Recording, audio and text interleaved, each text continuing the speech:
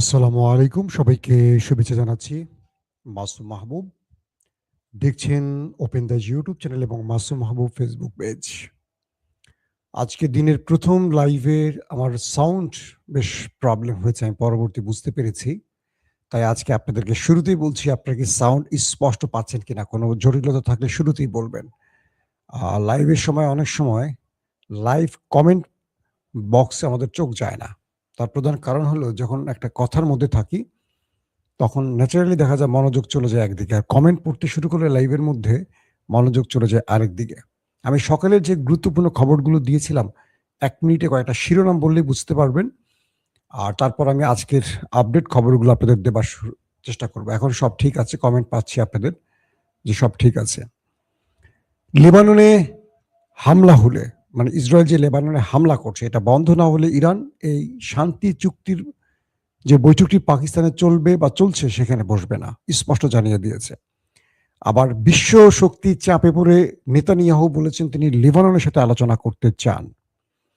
বলা হচ্ছে আগামী ২৪ থেকে ৪৮ ঘন্টা খুবই গুরুত্বপূর্ণ সময়, এবং ইরান, আমেরিকা, ইসরায়েল তারা নিজেরা বড় যুদ্ধের জন্য একদিকে প্রস্তুতি নিচ্ছে, অন্যদিকে ইরান এবং আমেরিকা যুদ্ধ বন্ধে নিজেরা আলোচনার টেবিলে আছে।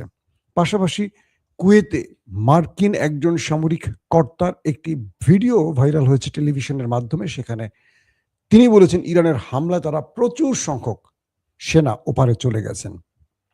পাশাপাশি মার্কিন সেনাদের মনোবল ভেঙে পড়েছে। এরকম অনেকগুলো গুরুত্বপূর্ণ সংবাদ আমি সকালে দিয়েছিলাম।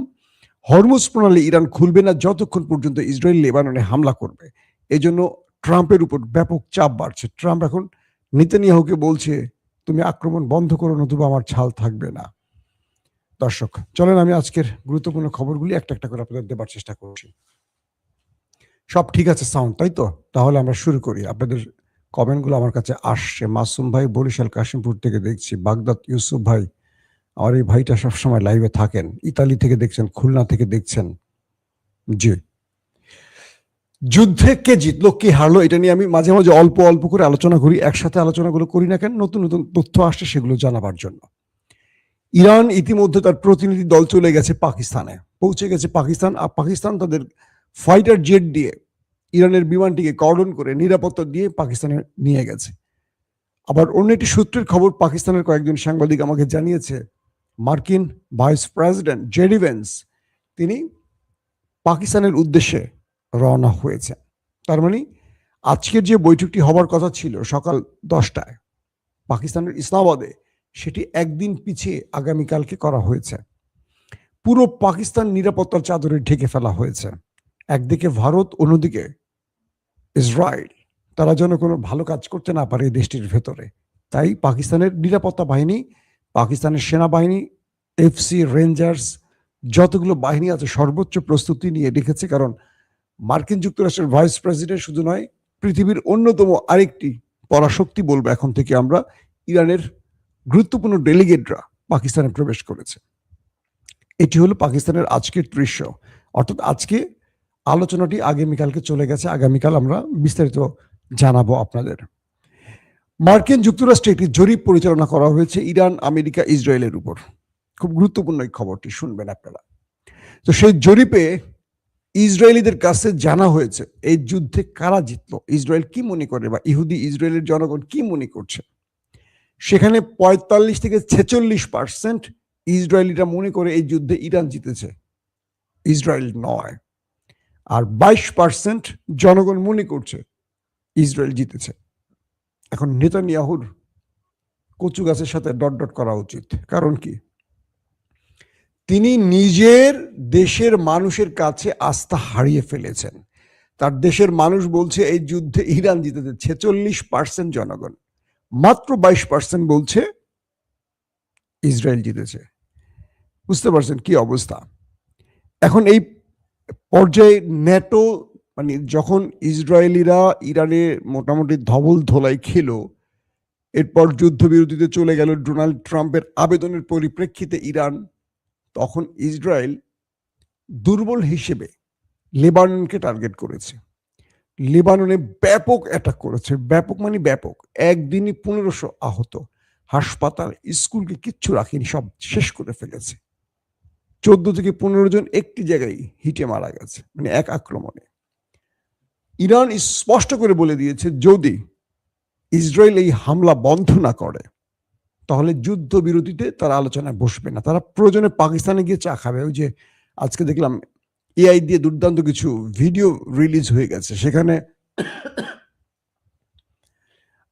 পাকিস্তানের ফিল্ড মার্শাল আসিম মনির, প্রধানমন্ত্রী শাহবাজ শরীফ বসে আছেন একটা টেবিলে গোল হয়ে, ডোনাল্ড ট্রাম্প সেখানে বসে আছেন, আর বসে আছেন কে, ইরানের সর্বোচ্চ সুপ্রিম লিডার মুস্তফা খামেনি। তো দেখা যাচ্ছে যে তারা বসে আলোচনা করছেন, আমাদের মোদি কাক্কা কাক্কা তিনি চা নিয়ে সবাইকে দিচ্ছেন, কারণ তিনি তো একসময় চা বিক্রি করতেন। তো সেই ব্যক্তি আমাদের নরেন্দ্র মোদি কাকা চা দিয়ে ওই আলোচনার টেবিলে সবাইকে এইভাবে কাপ ধরে ধরে দিয়ে আসতো, চা গরম চা গরম চা। আপনারা দেখছেন হয়তো অনেকে। এটি কারা বানিয়েছে? হয়তো পাকিস্তানিরা বানিয়েছে ভারতকে সাইজ করার জন্য, কারণ ভারত আসলে চায়নি যে ইরান এবং আমেরিকার মধ্যে যে মধ্যস্থতা বা আলোচনা চলছে এটা পাকিস্তানের মাধ্যমে হোক, এতে করে পাকিস্তানের ইজ্জত পৃথিবীর বুকে বেড়ে যাবে। যেখানে কোনো রাষ্ট্র পারেনি সেখানে পাকিস্তান পারছে। আর পাকিস্তানিরা তাই নরেন্দ্র মোদীকে এইভাবে একটু টিপ্পনি কেটে দিল যে তুমি আমাদের এই টেবিল আপাতত চা দাও, বিশ্ব রাজনীতিতে তোমার মাথা ঘামানোর কোনো দরকার নেই। তো বলা হচ্ছে যে ইউরোপ লেবাননে ইসরায়েলি এই অ্যাটাকের ঘোর বিরোধিতা করেছে। ফ্রান্সের ইমানুয়েল ম্যাক্রন একদম ডাইরেক্ট বলে দিয়েছে এটা বন্ধ করতে হবে, এবং ব্রিটিশ মানে ব্রিটেন আরো যে ইউরোপীয় রাষ্ট্রগুলো আছে তারা স্পষ্ট বলে দিয়েছে যে ইসরায়েলকে খুব দ্রুত সময়ের মধ্যে লেবাননে হামলা বন্ধ করতে হবে এবং এখানে আলোচনার মাধ্যমে সমাধান করতে হবে। যখন আমেরিকা ইরান আলোচনায় সম্মত হয়েছে, সিজ ফায়ারের সম্মত হয়েছে, তখন এই রাষ্ট্রটি এই অঞ্চলে নতুন করে আগুন ছড়াচ্ছে, উত্তপ্ততা বা শান্তি নষ্ট করছে। একদম ইউরোপ স্পষ্ট এই শব্দগুলো বলেছে, বুঝতে পারছেন? মানে নেতানিয়াহু চাপে পড়ে গেছেন কেন? একসময় পশ্চিমারা বা ইউরোপীয়রা নেতানিয়াহুকে ব্ল্যাঙ্ক চেক দিয়ে দিত মুসলিম দেশে আক্রমণের ব্যাপারে। তো এবার ইরান যে নিউক্লিয়ারটি ব্যবহার করেছে, অনেকে বলেন যে ইরানের কাছে নিউক্লিয়ার নেই, আমি বলি আছে। ইরানকে কষ্ট করে সে নিউক্লিয়ার বানাতে হয়নি। ইরানের নিউক্লিয়ারটির নাম হলো হরমুজ প্রণালী। আমেরিকার বিরুদ্ধে নিউক্লিয়ার ব্যবহার করে যতটুকু সুবিধা নিতে পারত, ইরান তার চেয়ে বেশি সুবিধা পেয়েছে এই হরমুজ প্রণালী বন্ধ করে দিয়ে। পুরো পৃথিবী, পুরো ইউরোপ, ন্যাটো ইরানের পায়ের কাছে হাজির হয়ে গেছে। ডোনাল্ড ট্রাম্প ন্যাটোর প্রধানের সাথে বৈঠক করে খুব আফসোসের সাথে বলছেন যে এই ন্যাটোর মূল ভিত্তি আমেরিকা গড়েছে, এটার অর্থনৈতিক সাপোর্ট আমেরিকা দিয়ে থাকে, ন্যাটোকে বাঁচিয়ে রেখেছে আমেরিকা। আর আজকে আমেরিকা ইরানের কাছে মার খেয়ে সোজা হয়ে গেল, কিন্তু ন্যাটো এগিয়ে আসলো না, ইউরোপীয় ইউনিয়ন এগিয়ে আসলো না। ইউরোপ বলছে যে তুমি তোমার খেয়াল খুশি মতো একটা রাষ্ট্রের যুদ্ধ ছড়িয়ে দিয়ে পৃথিবীতে অর্থনৈতিক সংকট তৈরি করবে, তেলের সংকট তৈরি করবে, আর তোমার অলিগাররা বাজার থেকে হাজার হাজার মিলিয়ন ট্রিলিয়ন ডলার লুট করে নিয়ে যাবে। এটা তো আমরা সাপোর্ট দিতে পারি না। তোমাকে যদি প্রশ্ন করি এই যুদ্ধ কেন, তোমরা ইরানে অ্যাটাক করে নিউক্লিয়ার কি পেয়েছ? তোমরা ইরাক, যেমন স্পেনের প্রধানমন্ত্রী ডাইরেক্ট বলছেন, পেড্রো কি বলছিলেন যে আমাদেরকে এইভাবে ডেকে নিয়ে এক সময় আমেরিকা ইরাকে হামলা করেছিল। দিন শেষে দেখলাম যে ইরাকের বিরুদ্ধে যে অভিযোগগুলো ছিল, তারা রাসায়নিক বা পারমাণবিক বোমা তৈরি করছে, এগুলো সব মিথ্যা অভিযোগ ছিল আমেরিকার। তো এখন তারা ঠিক ইরানের বিরুদ্ধে একই কাজ করছে। ইরান বলছে তারা শান্তিপূর্ণ কর্মসূচি মানে ইউরেনিয়ামের সমৃদ্ধ করছে বা নিউক্লিয়ার পাওয়ার প্ল্যান্টের জন্য বা চিকিৎসা সেবার জন্য কাজে লাগাবে। আর আমেরিকা বলছে যে না, তারা নিউক্লিয়ার বোমা বানাবে।